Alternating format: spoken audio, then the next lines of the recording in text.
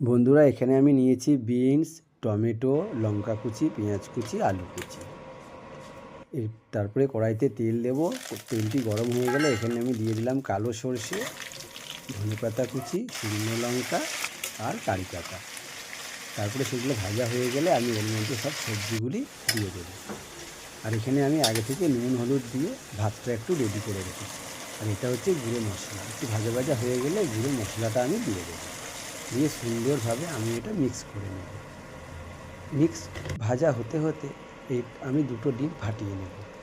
দুটো ডিম ফাটিয়ে নিয়ে এর সাথে আমি ভেজে নেব। আপনারা চাইলে ডিমটি আগে থেকে কিন্তু ভেজে রাখতে পারেন।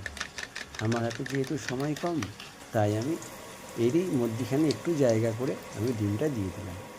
এবারে সুন্দরভাবে একসাথে এটা আমি ভালো করে ভেজে নেব। এটা ভাজা হয়ে গেলে এর উপরে আমি ভাতটা দিয়ে দেবো। তাহলেই হয়ে গেল ঝটপট সুস্বাদু একটা রান্না। আপনারা টিফিনে খেতে পারেন, দুপুরে খেতে পারেন, বাচ্চাদেরকে ঝটপট তৈরি করে দিতে পারেন এগ ফ্রায়েড রাইস। রান্নাটি ভালো লাগলে চ্যানেলটি সাবস্ক্রাইব করে অবশ্যই পাশে থাকবেন। ধন্যবাদ।